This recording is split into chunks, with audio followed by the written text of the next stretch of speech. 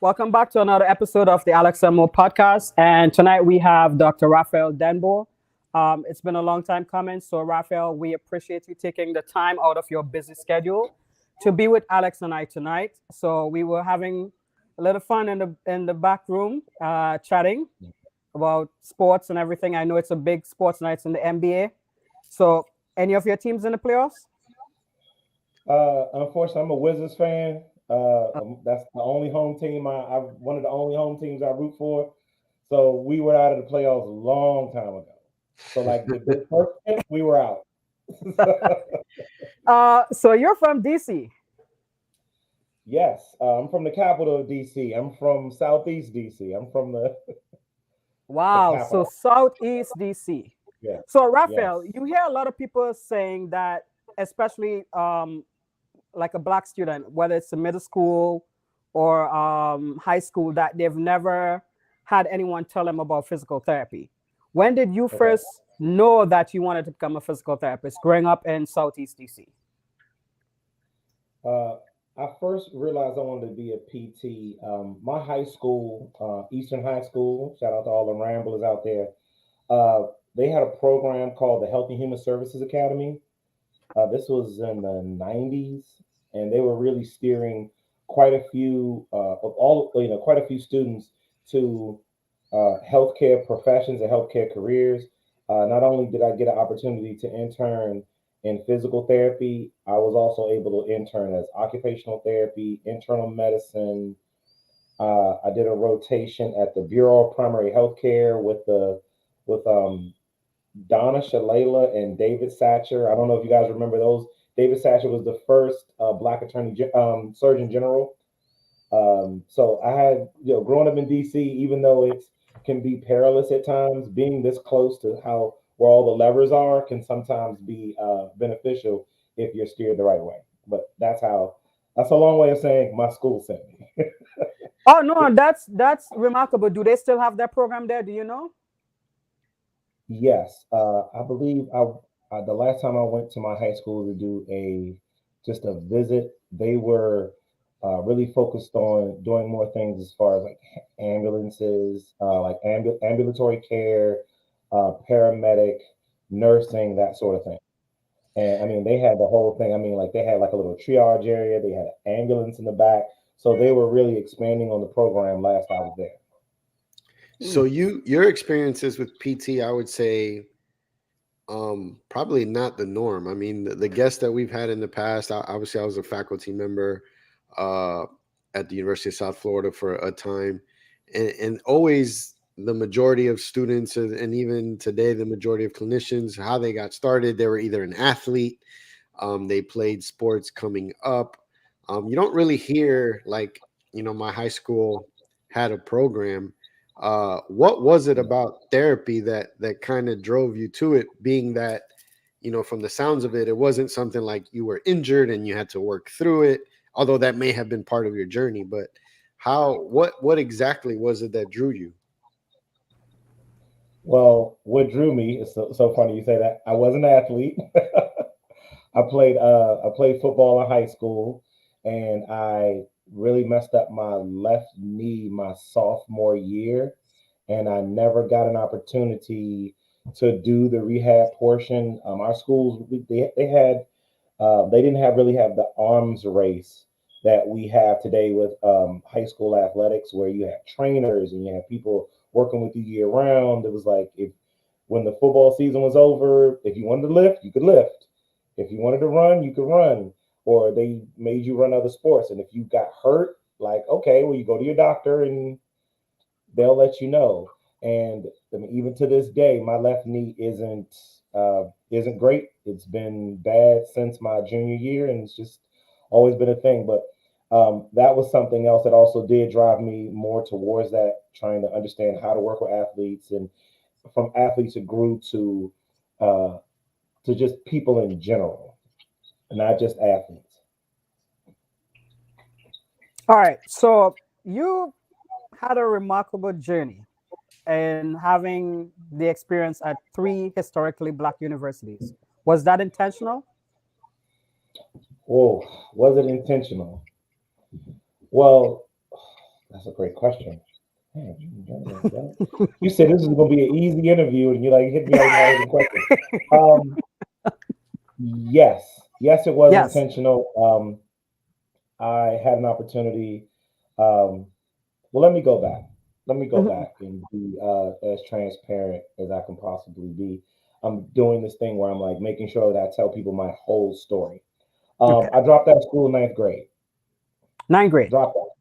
Dropped Okay. out. Ninth. So how old was that? Because I didn't grow up in the American school system. So how Okay. old were you So in the in ninth So grade? he's got to be like uh, 14, 15. 14, 14, 15. Yeah, about Okay. 14, 15. Hmm. Dropped out of back then it was back then was junior high. So it was Junior 7, high. 8, and 9. Okay. So ninth grade, dropped out of ninth grade. I probably went to school, let's say if we had to go to school 200 some odd days, I probably went to school 75, 80 days. Hmm. Then I went to high school, did the same thing. Probably went to school, let's say the same 240, 250. Probably went to school 80, 90 days. Now let me pause you right there because you Okay. mentioned DC as where Yes. you've grown up. Yes. How much, if any, was the social status around you influencing that, or was it Oh, just something? it influenced it tremendously. This is, let me see, 93, 94. So this is middle of crack era. This is, I remember vividly, we would get the newspaper every day, like these kids like getting the newspaper. We would get the newspaper and we would open up and look at the obituary section. I remember we would look at the sports and obituaries. The obituaries would be filled with people between 15 and 30 years old. Like usually you open obituary, you see people 70, 80, 90. Back then it was full of teenagers and young adults. Um, it was a lot of violence. It was a lot of uh, like insecurity, both financially and with regards to safety. So it wasn't always that I didn't go to school necessarily because of that, but it played a role. Like say if I had to say how much of a role, I would say about one third of it was just the violence in the schools at the time. It just made me not want to go. I always knew that I was bright. I was always like in things like talented and gifted and things like that when I was in elementary and when I started middle school. I was always in those kinds of programs. But when it starts to become a thing about your safety, you decide, you know what, I'd rather just not go. And by not going, I found myself becoming kind of a part of the element that I was trying to avoid in school. Does that make sense? Absolutely, absolutely. Okay. And I'm glad that you share that with us because a lot of times everything seems like a fairy tale, right? Like, oh man, Mhm. like I had my upbringing. I went to school. I knew I wanted to be a PT, and I applied to these schools, and I got in, and now I own my own business and all this good stuff. But there's struggles. There's struggles. Oh, There's lessons in the journey that not everybody's aware of. We don't always feel comfortable sharing that information. mhm. So thank you for sharing that with us because it is a huge nugget into your story, Hmm. into the potential story of one of our viewers, to some of the students that may be watching, because it isn't this nice paved road that we take. We all have Mhm. our obstacles and our struggles, and for some they start much earlier on in life. For others, it happens later on, but eventually we all hit something, a struggle. The size and the magnitude of it may be different. So then, how do you get from that to not attending school regularly to saying, "Hey, I need to get my act together because I want to do this"? Okay. Well, so this ties back. So I liked playing sports. I liked playing football. I really liked it. So maybe toward the end of my 10th grade year, my history teacher was the coach. So I went in and he's like, listen, you are Too big. No, you, Alex, you never met me. Monique said no. So I'm about 6 foot. I'm Yeah. about 275 ish You look pounds. like a lineman, bro. You look like a lineman. In high school, I was the exact same height at 15. I was probably 25 pounds lighter. My coach is like, look, I need this dude on my team tomorrow, right? So he said, Yeah. all right, you need to go back to school. Whatever you need, I'll help you. And I started going back to school toward my last semester of the 10th grade. Went back 11th grade, played sports all of my junior year in high school. By the time I was ready to graduate, senior year of high school, I was on multiple honor rolls. I was featured in the Washington Post. I had multiple scholarship offers, academic, and I had a few to play college, So, to play being football from in college. DC, So it was just around that one person. Hmm. so being from DC, I know Howard had to be an option because it's right there in DC. So, did you choose to move away from DC to get out of the environment that you're in? I mean, I'm just asking. No, with me, I was bucking the trend. Mm, What a lot of people, something I don't talk about a lot.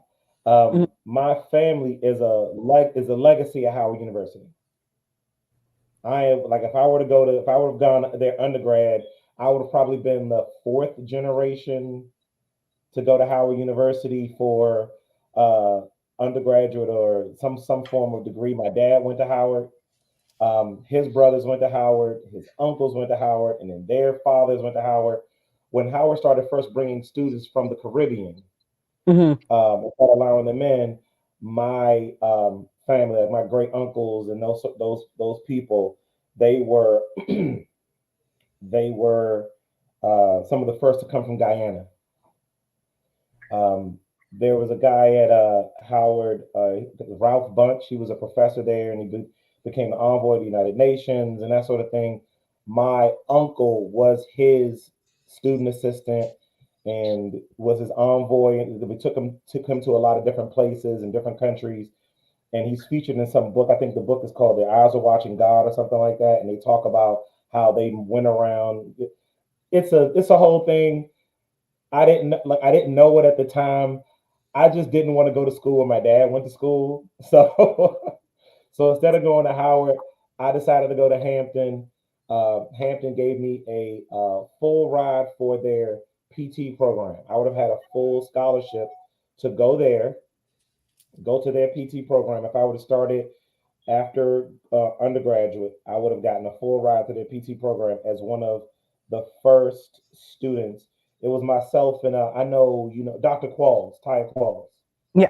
She and we were I think the first 10 students that enrolled in that program that was going to go from undergraduate all the way through, and they had a full scholarship for us. Unfortunately, they did not get their accreditation from CAPTI right away. And so I got a nice letter 2 or 3 weeks after graduation and said, sorry, we don't know when we're going to get our accreditation. And so I had to scramble. And then I called and called and called. Howard said we'd accept you. Luckily, I was from DC already, so I had some place to stay. And so I ended up at Howard's PT program. And that's where you and I met. Yeah. Also with Dr. Qualls as well too, since she Yes. was my classmate. So, Raphael, Mhm. how did the HBCU experience mold you into leadership and being an owner today? Wow. This HBCU uh, experience was, I'm going to say this. I went to three different ones, and they all were distinctly different. So when people start to look at HBCUs and say, "Oh, they're all this or they're all that," it's absolutely not true. They all have their own character.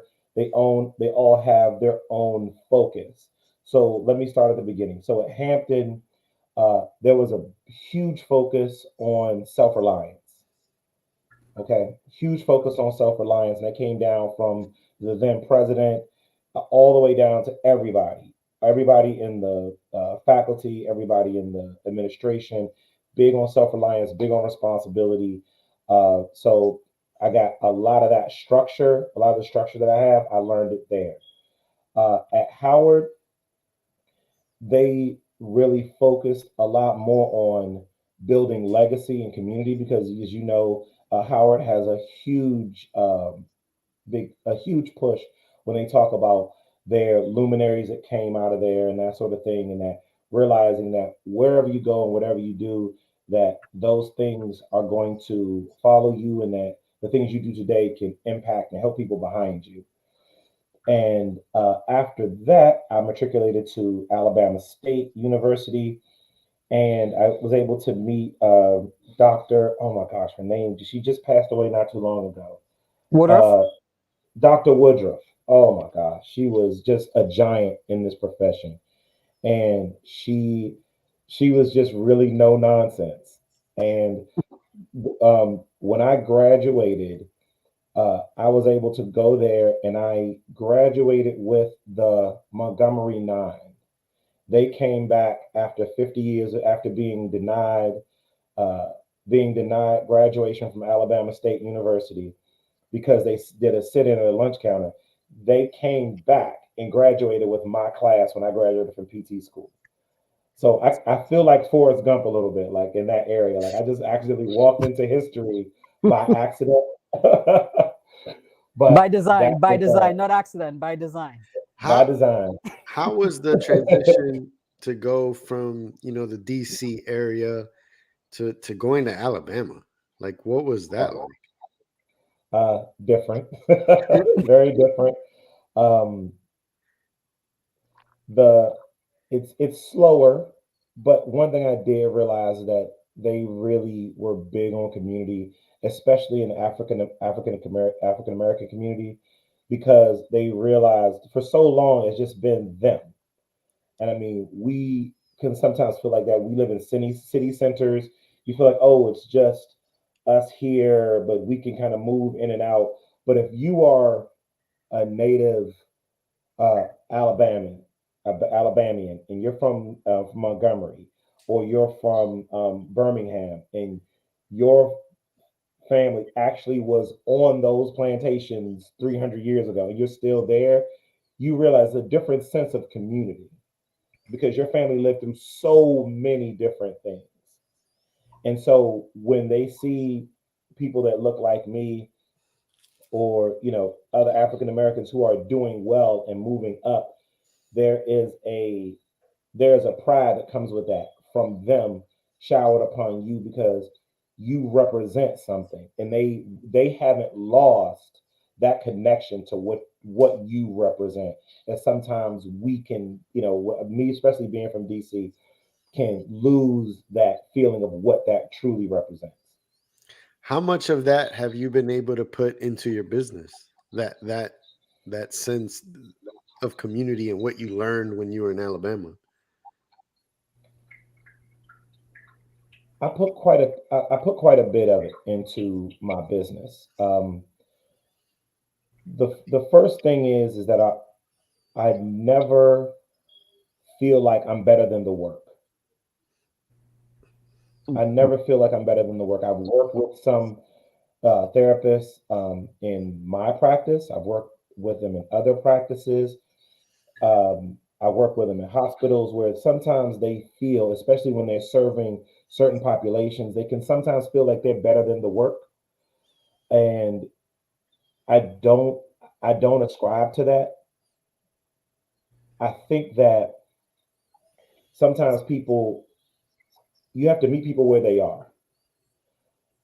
If people have difficult socioeconomic problems, if they have financial issues, if they have hygiene issues, if they have issues that they can't necessarily read, or they can't necessarily, they still deserve the dignity of quality in their care. They still deserve the dignity of your respect, the dignity of your honor, especially our older our elders. And I try to bring that to every interaction in my facility with anybody who comes in. I just like, okay, let me just meet you where you are. If you're young and you may be a little rowdy, guess what? I've been young and rowdy before. I know exactly what that's like. Why don't I connect with you?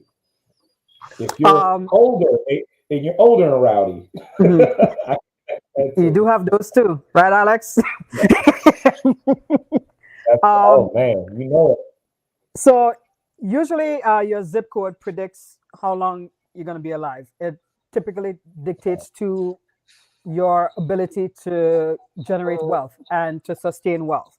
Now, you have multiple practice sites. Were you strategic in selecting the location for this, knowing how big community is to you and giving back? The first one, I can say I was not strategic. The first one was, it's across the street from my house. It's the right price. Let me do it. The first Okay. one, it was divine providence. The first one was literally like, oh, here's a little space. It's 1,200 square feet. It had been vacant for 10 years. Somebody just wanted to run it. Just give me $1,500 and you can rent it. Had no idea what I was Did you doing. always know you wanted to get into business? I always did. My dad was an entrepreneur. Okay. I'm a third generation entrepreneur. My dad owned uh, his own business. My grandmother back in Guyana, she owned her own business. So you go to the market and all that kind of stuff, and border market. Shout out to all my GT massive. Um, we would she had stalls at border market, and my father would tell me he worked there from the time he was 6 to the time he moved to the United States and started going to school. So I had been in business for a long time.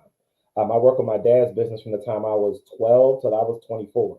So even when I was at Howard, I would still go and help my dad. He had import export part of it. He would send stuff back to Guyana, but we also did things like flea markets, and he had a few stores here.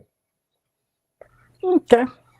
That's very good to know that it came in handy. Uh, Oh yeah, so quite a bit. the service industry is quite different from physical therapy, or do you think that there are a lot of similarities? The service industry or the industry that okay, so let me say this: the service industry, Hmm. uh, huh, we're coming to a break point Hmm. in our offerings in therapy, especially in outpatient, where we have to start to offer things that are unique in what we're doing. If you're not doing something unique, you're going to be left by the wayside, because now with so many different modalities and ways to heal, um, I can truly see that if you're just doing exercise and hot packs and e-stem, in 10 years, it's going to be over for you. They had the thing Vision 2020. And if you look back at some of their predictions, a lot of them are, if they haven't come true already, we can see that they're coming true now. So if you're not focused on the patient experience as they do in other kinds of in other kinds of services, you are going to be left behind. So Uh, that's cautionary advice. so we have a question. You can take a look at it, and if you want to answer it. Oh yeah. Oh, this is a great question. Janetta, she said, when you started, did you have started out? Did you use a business loan? Okay, so for all of my young people who are just starting out in PT, or my people who are just going into business, the first thing you have to realize is that this is a business. Nobody is going to loan you money to do something you love. Sorry, it's not going to happen. If you so happen to love it, fine. The first thing you have to do is you got to save your own money. Number one, when I started, I when I started, I was working a part time job, and I was working with a group that will remain nameless. Yes, we work together. Yeah, a group that will remain nameless. But I would leave them and I would go and work in the evenings at a nursing home. And every single dollar that I made at that nursing home, I saved. It took me about 4 years, and I saved up about $30,000, and that's when I started. That's what I started my business with my own money. Not until I've been in business for about 5 years. So I ran that business on that money for 5 years. So I was very lean. I mean, we got chairs from IKEA. I use my own personal computer from home. I bought equipment. I got equipment that was consignment, like consignment equipment. Like, oh, this clinic went out of business. Uh, yeah, we have 3 beds. I have a bike. I have some things, and I probably bought all that equipment for $6,000, $7,000, and I just did that. And as we made money, we just built out from there. So start with your own money first. Once you can show a proven track record of being able to generate revenue, then you can go to a bank and ask for a loan. No one's going to give you any money to start a business that you haven't already proven that you can generate revenue and pay them back. Would you advise someone to come up with a good business plan? Well, I know you went through this 10K small business program. I Thanks did. for recommending that to me as well too. It was a great learning experience. So, would you advise anyone that's listening, Janetta, anyone else, that to come up with a good business plan so that they can put themselves in a position to be able to get capital to fund their business? This is going to shock you. Mm. No, No? Hey, absolutely not. look, it does not Business fit everybody. plan, business plans. If you look up what business plans were made for, business plans were made up in the Depression. That's when they came up in the Depression because they wanted businesses to be able to show not new businesses but established businesses after the market crash to see how if the government loaned them money or if banks loaned them money, how were they going to make the money? But these were businesses that already had a track record of making money. Do you follow? Hmm. So if you have a track record of already making money, it's very easy to say, okay, well, this is what we're going to do. We're going to go heavier into commodities, or we're going to go heavier into concrete, or we're going to build this type of buildings like we had before. And that's easier to do. But if you've never done the business before, no matter what your business plan is, businesses still look at it, or banks, let's be honest, banks still look at it as too high of a risk because you haven't made a dollar yet. Gotcha. Now, my next question is, all right, you're a black man in physical therapy. I'm a black Hmm. woman. It's a very difficult for women, and worse if you're black, to get business loans or line of Okay. credit. Hmm. So, with expanding to now 3 locations, how did you navigate that barrier? Okay. Cool story. Uh, Waiting to hear. I ran into some. I don't want to. Let me make sure that I'm saying this right because if I want to run for governor one day or something like that, I don't want to get in trouble. Um, my expansion to my third location ran into a roadblock.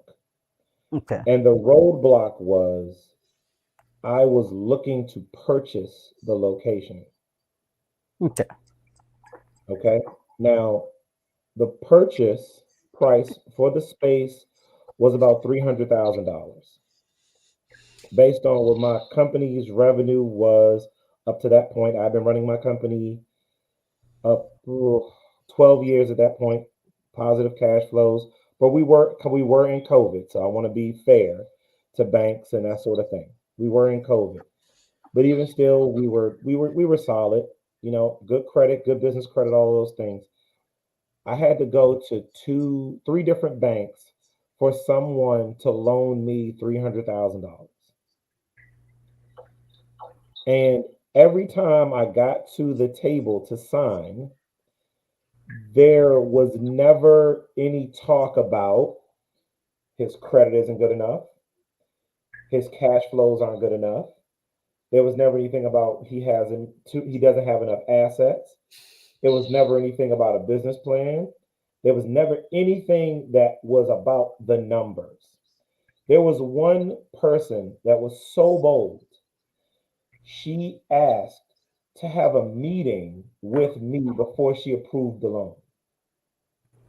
Literally, I want to see your face before I approve the loan. And so I said, okay, fine, we can have the meeting. I was on Zoom. I was driving because I was still busy, kind of moving around. She asked specifically to put the camera on. And I was like, okay, well, I'll park and I'll put the camera on. We can have the conversation. We had the conversation. I answered all of her questions to what I thought was sufficient and what my lender, the person who was the lender, thought was sufficient. Um, hmm. They rejected the offer, but gave no reason why. And they wouldn't even put it in writing that they rejected the offer. They just reject the offer. Because once they put it in writing, then you can go to whoever you want and say, why would you deny this particular loan when you approved ones with X? I finally got on the phone with another bank. The loan officer happened to be African American female. The I was done in I was at the closing table in 3 months. The other one I had been going back and forth for over 9 and couldn't get to the closing table. So there are still some vestiges of some of the things we think that we are beyond, especially when you're moving into certain areas becoming um, that are becoming browner or blacker, whatever, however you want to say it. When you start to make inroads into those communities, sometimes there are gatekeepers, and they're not always, how we think like, oh, police or the government. Sometimes they're just banks that are saying, I'm not going to give this loan, even though this is a good business, because of X, Y, and Z. So I don't want people to be discouraged about it. I just want everyone to know that it is still a thing. But the way to combat it is for you to be above reproach. Your credit scores have to look good. Your profit and loss statements have to look good. Your just kind of your general management and all those things, those have to look really good. And even when they do, you're still going to have a little resistance. So do the best you can. And I would tell you someone told me years ago, date your bank, don't marry them. Because if you can move around to different banks, you'll have different people you can have different people to kind of play off of each other. Oh, their rate is 4.5. Can you give me 4.5? You're giving me 5.1. You can do those kinds of things all together. So is it beneficial to have a relationship with a banker so that you have like your own personal banker for your business? Is it beneficial to have a banker? Yes, it's beneficial to have a banker, but part of your business as a business owner is shopping around for the best deal. Just like you would shop around for a car for the best deal, just like you would shop around for a house, or you're shopping like I play golf.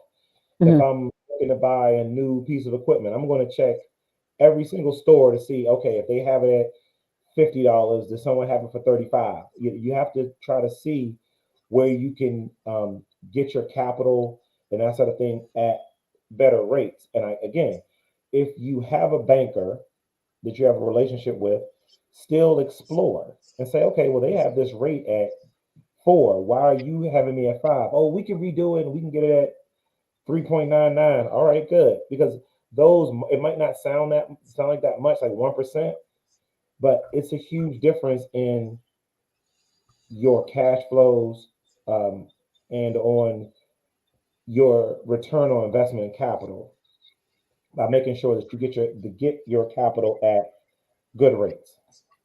I want you to address the question that Janetta have, but we're gonna come back to that golf thing because I know you offered golf program and Alex loves golf, so I know he wants to ask you questions about that. Okay, my business. I haven't swung golf club in forever. I need to get back on the course. But you know, I was watching the Masters though. Okay, Janetta is asking, does your business take insurance or cash base or combination, and what led you to that decision? I take a combination. I take all insurance. I take any insurance they'll let me in. I take. There are some insurances that just don't make sense to take because their rates are just so low. So I opted out of those. And I'm not saying rates like, oh, well, I'm talking about rates that are like, that's not even a living wage rates for services. So, I mean, $30 for a session. Like that's not even, that's not even realistic. But everyone, I'll take Medicaid. I do all of those kinds of things because my goal is to make a living, not a killing. And I know a lot of businesses that are more focused on kind of making a killing, and it's okay. I don't mind it. You go for what it is you want to do. I've set myself up for longevity because that person that's on Medicaid today will have Blue Cross Blue Shield in 3 years when they're done with their degree. That person who's on cash pay today or on workers' comp today will come back and bring his mom who has Medicare tomorrow. So just making sure that you're there to serve everyone and serve them at the same level. Because I know some groups will, oh, well, this person has a day rate, so you're only going to see them for 30 minutes. I'm like, no, see them for an hour. See them, make sure you give them top-notch service everywhere, at every level. If they need to go on the Alter G, they go on the Alter G. If they need manual, they get manual. If they need dry needling, they get dry needling. If they need whatever it is, they're going to get it, even if their insurance pays less than $100 a session. They're going to get the same across the board, and that's what I pride myself in doing, and that's what I only want to hire therapists that want to work that way, that want to be the best at what they do, no matter the insurance or the location or the people. So the recent hot thing is cash based, right? It's the thing you hear about everybody. Oh, insurance reimbursement is low. It's only getting lower. You got to go cash based if you want to be able to make money and everything. So everybody's saying, oh, come to me. You can pay me cash and you're going to get one-on-one care. I think it was on Twitter not too long ago that I saw a discussion, which kind of made me think. Tread carefully. We don't want any issues, Alex. I'll say it for him. I'll say it for him if he won't say it. I've been in private practice almost 15 years. I have seen quite a few of our colleagues who are cash-based practices go out of business. It's very difficult to scale a cash-based practice. Okay? I'm going to say this. There was the study came out, was it in the Atlantic? It was a news story. It said that 60% of Americans don't have $1,000. 60%. That means 6 out of every 10 Americans do not have $1,000 to cover an emergency. Meaning, if a $1,000 emergency came up, that means that they would have to go into debt. They would have to put it on a credit card. They would have to do all of these different things if a $1,000 emergency came up. So if you're doing a cash-based practice, and let's say you're charging somebody $100 a session, okay? Assuming that the person's net worth is under $1,000, how many people do you think that you're going to be able to scale your business with if 4 out of every 10 people in this country do not have $1,000? I mean, 6 out of every 10 does not have $1,000. That is not a good business model. Now, is insurance perfect? Absolutely not. We are well underpaid for what we do. We're well under appreciated for what we do. Number one, because we do a lot of heavy Mm, lifting, a ton. But to only do that is it's a little myopic. It's a little short-sighted to just say, okay, well, I'm only going to do cash based. That's one. And two, it is it's elitist, is what it is. I'll say it. It's elitist. And because if everybody decided tomorrow we're going to all go cash based, who gets left behind? African Americans, Hispanics, um, people who are on fixed incomes, elderly, women with children, all of them get left behind. Okay. And not just PT. Let's say everybody goes cash based with everything. So your child can't get speech therapy because you have to pay $65 for a half an hour session. Your mom with a stroke can only go in once a month if you can scrape it together. That's what that looks like. If everybody were to do that in mass, that's what that looks like. And I know that there are some areas that are affluent. I don't knock it. If that's your sweet spot, if that's where you are, that's where you're located. If you have those customers and clients, by all means, go for it. But the numbers bear out that 6 out of every 10 people have a net worth under $1,000. So it's not scalable. So in your practice, how do you market that, right? Who do you market that to? So who is your cash-based patient? My cash based patient is generally someone who wants, I would say, I hate to say boutique services, but they want specialty services. So some of my lymphedema stuff, some of my durable medical equipment with my lymphedema treatment, that's where we make money. We make a good amount on that. We make uh, quite a bit of profit from that. We make money with dry needling when it's delivered directly. We do Alter G therapy, so people who want to run on our Alter G, if you're an injured runner and you want to get back and you want to do things that aren't weight bearing, we may charge a set amount for a 30-minute session on the Alter G. So we can make money in those different ways. I think what I think what happens with many businesses in general, not just PT businesses, but businesses in general, is that they only look at making more money as the way of being more profitable instead of potentially looking at things that they're doing that are wasteful or things that they're doing that are not profitable, just things you're just doing just out of practice that aren't making you money. So if you're a business and you're not self auditing every year and taking a look back and saying, okay, do I need this? Do I need a second tech here that may be costing me 35, $40,000? Do I need that? Or can I get one piece of equipment that's $2,000 and I can eliminate a tech? So it's different things that you can do to help streamline your business and make it more profitable without necessarily boosting prices. Both of them are both of them play a role, and I think both sides. We need to play both sides as businesses, not so much as therapists, but we need to start thinking more as businesses because at the end of the day, that's what it is. Um, and on the other side, let me finish. I have one more point on that. The other side is negotiate your rates. Every year, my biller goes back and says, "Okay, great. We want 3% more. We want 5% more. We want 6% more."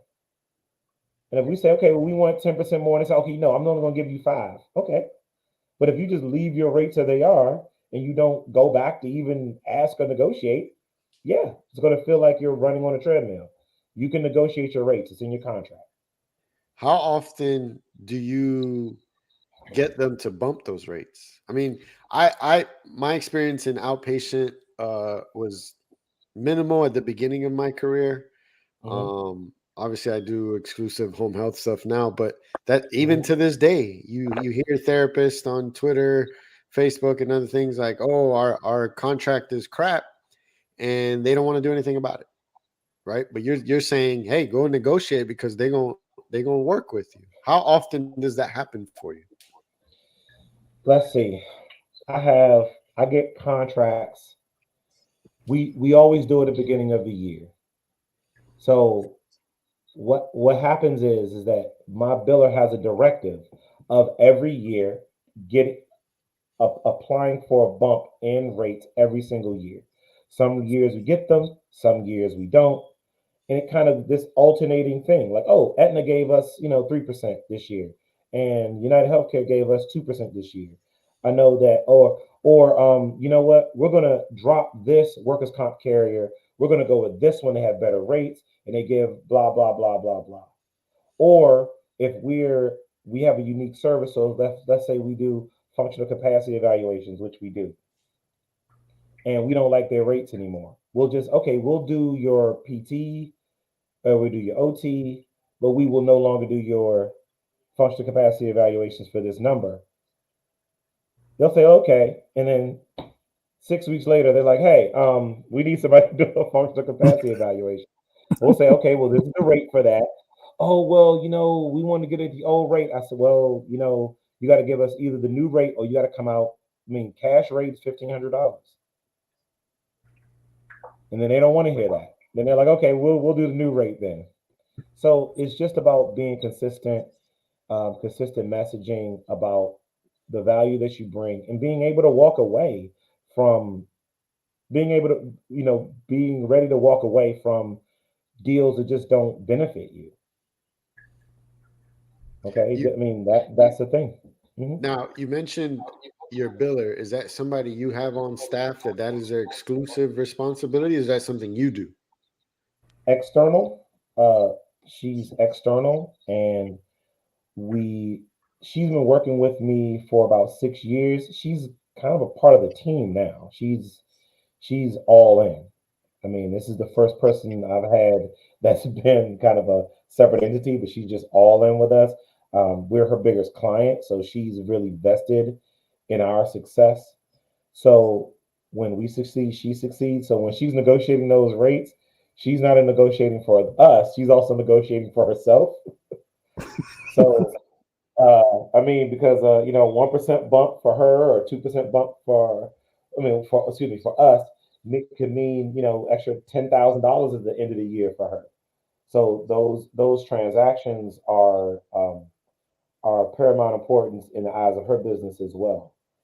So if you don't have a biller, I would suggest if you don't have an if you have an internal biller, that's fine if they're doing a good job and they're working hard and doing those things.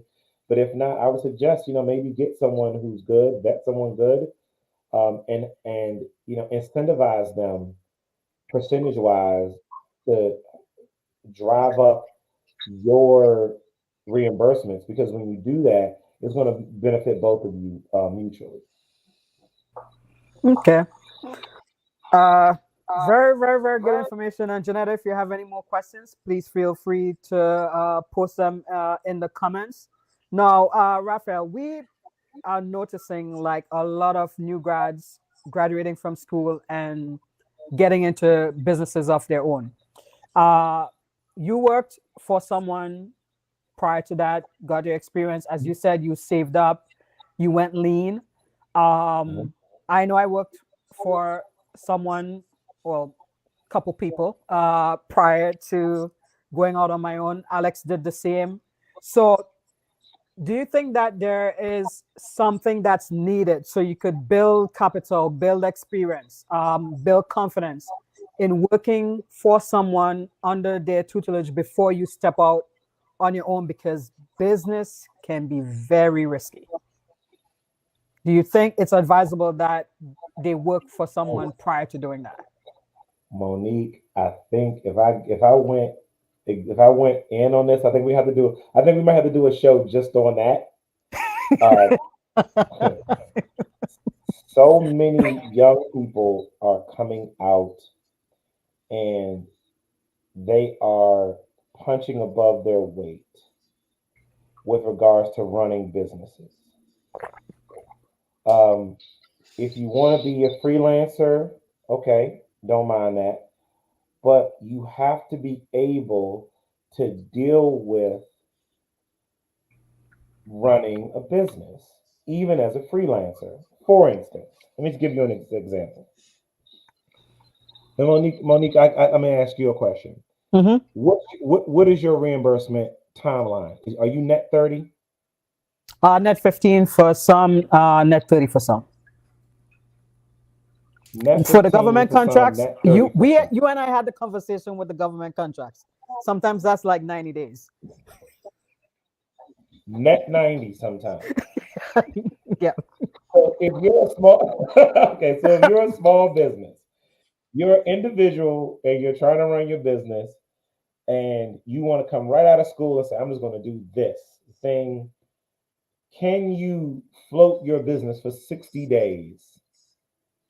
Meaning your lifestyle and all the runnings of your business for 60 days without receiving a penny. Can you do that? For most people, the answer is no.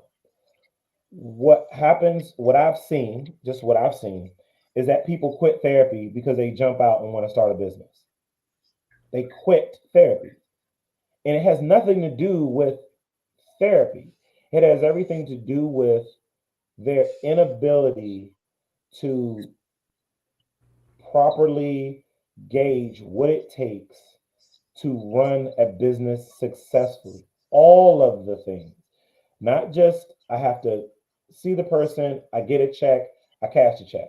No, it's, oh my God, I didn't know that now I have to pay 40% in taxes now because I have my own business. So if I made $100,000 a year, I'm really only taking home 5,000. I mean, I'm only taking home, excuse me, I'm only taking home 60,000, which is $5,000 a month. The realization that you have to pay your biller, you have to pay, you have to pay Staff. for your cell phone, you have to pay for EMR, you have to pay for, if you have a vehicle, you're driving around, you got to pay maintenance on your vehicle, you have to pay gas, you have to have insurance, and all of those things start to eat into that 100,000 before the government even takes their 38.75%, which is the alternative minimum tax for anybody who makes over 100,000 who is a independent contractor. Ask me how I know. It's tax Because I season. have Everybody had should have those just tax paid their bills. And tax. listen, and everybody's laughing because they all had that tax bill. That first tax bill, you're like, whoa, you right. Well, Mo and I were talking about like this year was the first time that I've paid Uncle Sam back. You know, for the last couple Mhm. years, I've always He's got been lucky. I mean, I've been paying back like for I've seven always freaking years. managed to get a check back. But this year I had to pay, and part of that was on purpose because I wanted to keep my money in my pocket longer. Um, Mhm. but that's a different conversation. But yes, all Different those things conversation. Yeah. all those things come into play. How much of an influence do you think what I'm going to call is the Instagram filter? And what I mean by that is you look on social media, Instagram primarily, and people make it look easy. Oh, I'm gonna go to the gym and I'm gonna pick up a client, or I'm gonna do CrossFit and I'll pick up clients there, or I'm just gonna be mobile and I'll go to patients' home and like everything looks real flashy on Instagram, right? Like, oh my, like I can see this patient, I'm gonna charge him $150 a visit.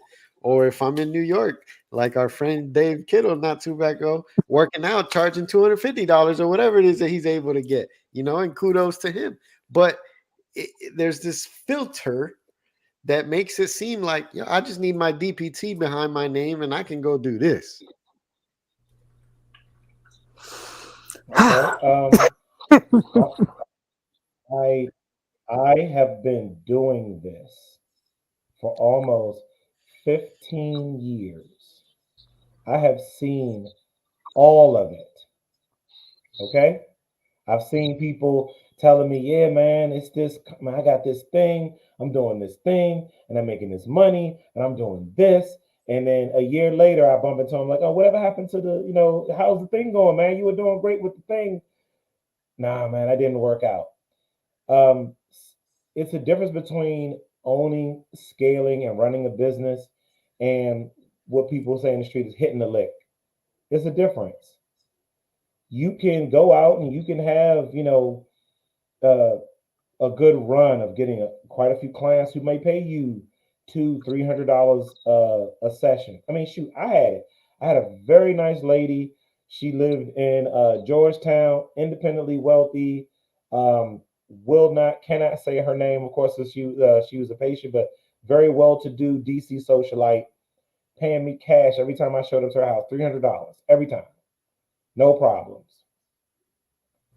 Was that scalable? Absolutely not. Was it sustainable? Absolutely not. So, what I would tell anybody who's looking at Instagram filters or looking at TikTok and looking all of that is go back.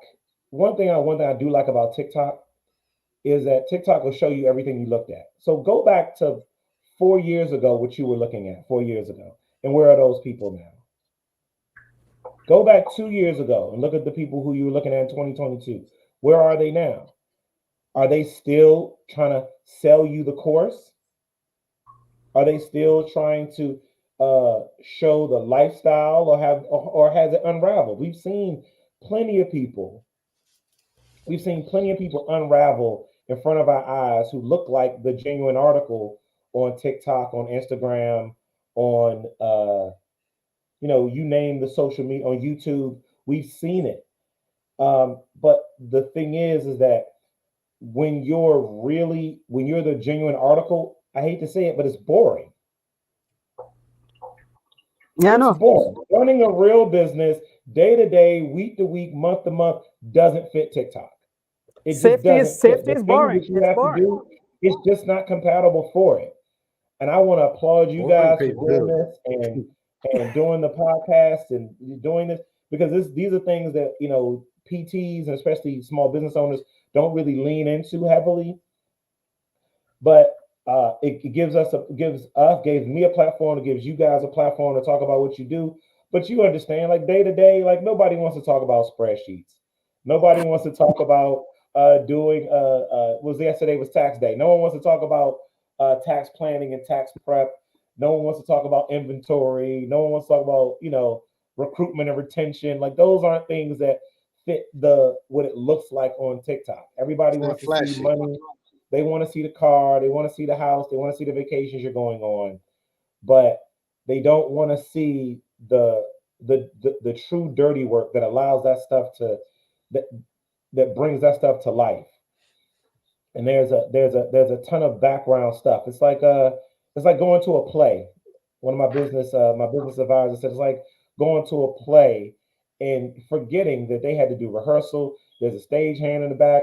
There's people who's doing lighting. There's people who's doing cues. There's somebody who had to sell the tickets. There's somebody who has to clean up the theater. All that's the entire production, not just what you see on the stage. And what people are selling you is what's on the stage. It's funny that you mentioned that, and this is something that it when I saw it and heard it, it just hit me, and it just always stuck with me. I remember watching. It was a documentary on Beyonce, on a big show she did a couple years The back, homecoming, the homecoming yeah, thing. Yeah. and how much work she put in. I don't remember the exact numbers, but it was like she put in weeks and weeks and weeks of preparation and practice for what came out to be like a 2 or 3 hour show. It was like the disparity in the amount of work for what the actual product was, right? Like it just didn't match up. But it's the level that you're able to produce for that time, right? Like for her to put on that great of a show, 2 3 hours, whatever the hell it was, that's how much work it takes. But nobody Yep. wants to see that. Nobody wants to know or acknowledge, hey, she's got to be out practicing, rehearsing choreography and everything that she has to do And it's not just her, it's every performer. They all put in the same amount of work. But it's the same for us, right? When we're running a business, nobody cares about the late night hours and all the extra work that you've got to put in, which will kind of piggyback into my next question for you. But it's like, for me, the ability, and I've said this numerous times on the show, the fact that I'm able to sit here with Mo and with you tonight is a testament to the work that I do, but also my support group, my wife, you know, how she deals with everything else and supports me so that I can do this and in turn support us, right? You know, there's a lot of stuff that happens behind the background that most people don't know, don't care, don't appreciate, because all they see is the end product. Oh, Raphael gets to do this, or Raphael did that, or Alex got to go on a vacation, or Alex, man, Alex is just doing it big. I'm like, no, man, I work hard to get to where I'm at and to be able to do the things, but I can't do it by myself. What is your support structure been through this whole time that allows you to kind of perform at the level that you do? Oh gosh. My support system is fantastic. I have just some of the I mean, the first thing I'm just starting at the beginning, I use this term all the time. I hit the parent lottery. I had the right parents for me and the right people who I needed in my life. My dad's been passed away many, many years ago, but my mom has always been in my corner, always been my rock. Um, she is a woman of faith, and she's always been somebody who's always encouraged me in that way. My wife is my wife is a Trini, and she Boop, boop. and He she married smart. He married smart. yes, my wife always tells me, she always tells me that we're poor. She reminds me that we're poor. She's like, okay, yeah, we're doing like, okay, this is good, but we're still poor. Like, I'm like, okay, we're still poor. All right. But no, she doesn't allow me to get too comfortable with what's kind of what I would say is every day because she knows what my goals are. She always reminds me of my goals. And she reminds me that even though this was a good year or was a good month or a good quarter or a couple of good years, like we still have somewhere to go, right? We still have. We're not quite at the dream yet. We're not quite at the place yet. And it's not about money. It's about freedom. It's about flexibility. It's about impact. And I have two wonderful kids. Oh my gosh, I have a 14-year-old who's going to high school, and I have a little 11-year-old, and they're the perfect kids for the kind of parents that they have. They are fiercely independent. They are they have like wonderful big spirits, big personalities, and to challenge me to be smaller.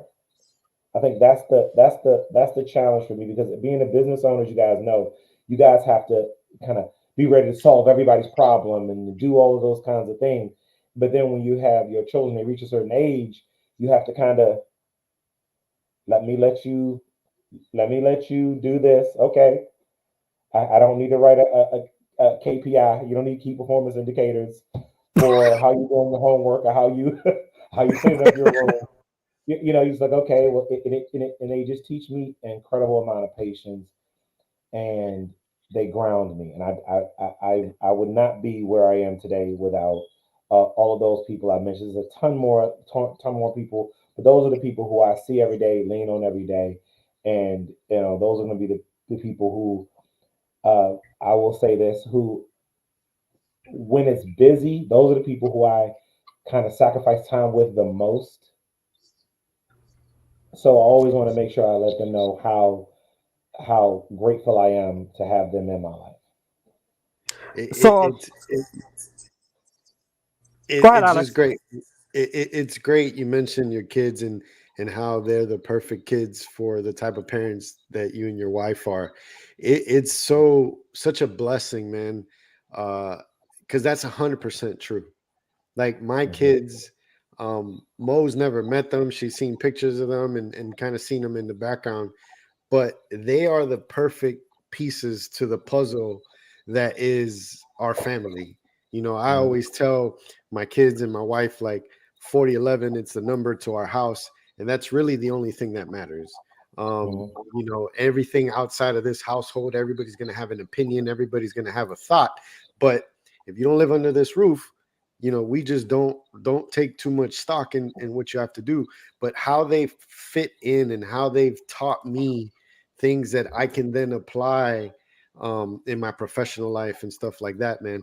It's crazy to see it, how all those things just kind of fall in place, because yeah, like dealing with kids. I've got two boys.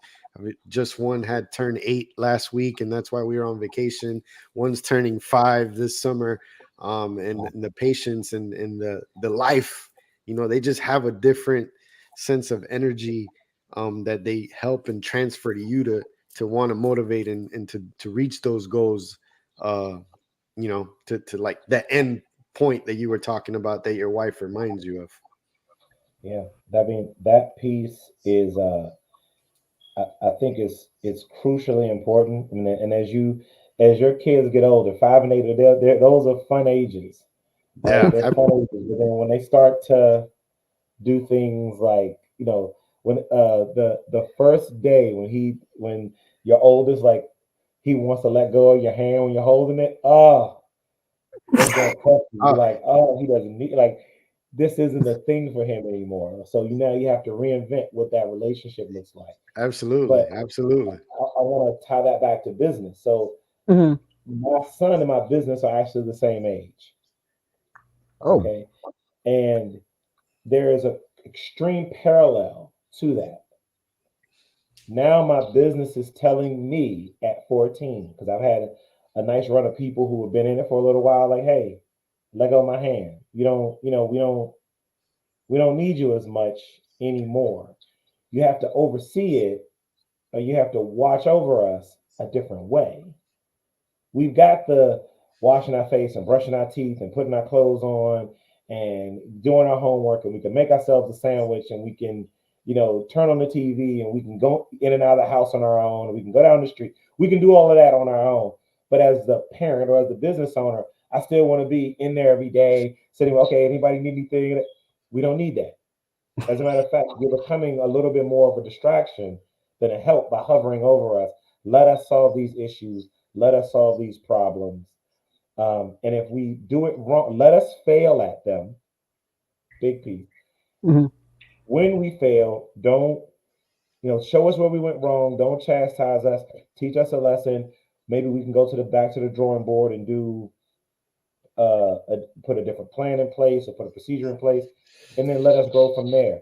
So it's one of those things where, if you look at those two things in parallel, being parenting and running a business, they kind of run like just like this, like right together. Yeah, And as it grows, your dynamic has to change with it.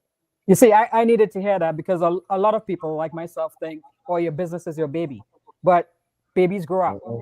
And Yeah, as you said, every different stage, you need to let go and have other people be themselves and allow them to evolve. So great tip.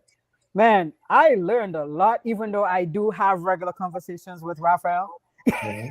So um, and he Um, has given me some very good business advice and guidance. I do see you as a visionary. So being a visionary, you mentioned the APTA 2020 vision. 10, 20 years from now, where do you see private practice? Or you see yourself in private practice? mm, oh, 20 years from now, I will not be in private practice in 20 years from now.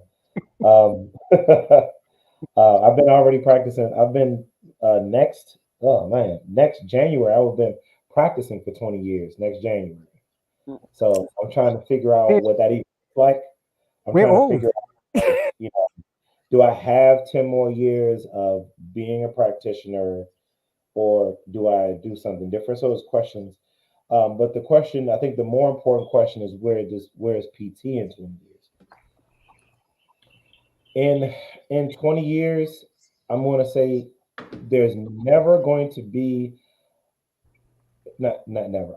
I don't Mhm. think there's going to be a time in the next 20 years where you don't need the practitioner. You don't need the practitioner. You don't need the practitioner because a machine cannot help your person stand. A machine can't do manual manipulation. A machine can't do taping. A machine can't do dry needling. A machine can't do joint modes. A machine can't do that. Neither can an algorithm, neither can AI. What will be different is that those manual skills, the uh, high level rehab skills are going to be in demand. I believe that the sports portion of it is going to start to drift away because there's already a ton of encroachment in the sports area. And because sports science moves so quickly, it moves so quickly that we are going to, some of our voices in that area is going to start to get drowned out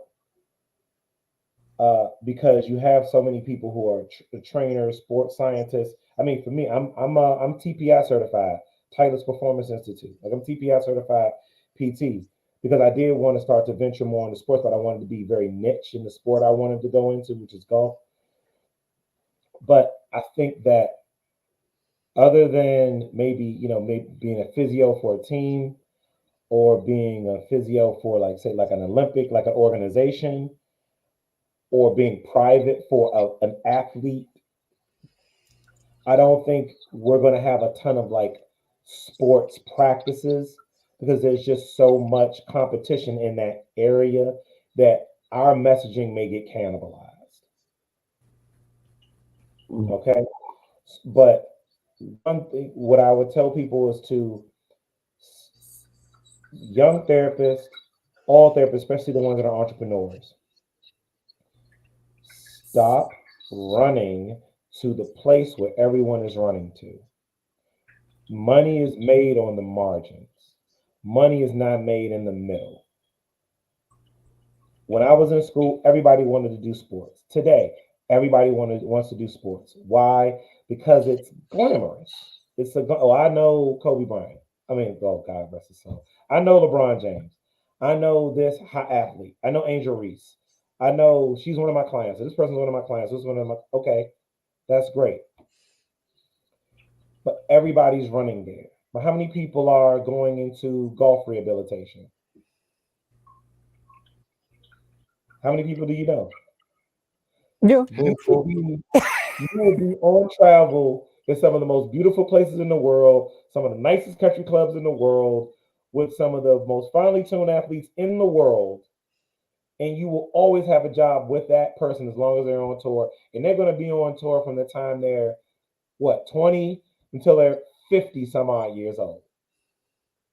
That's a job that's going to have some stability in the future. And especially as golf is becoming more and more popular in the mainstream.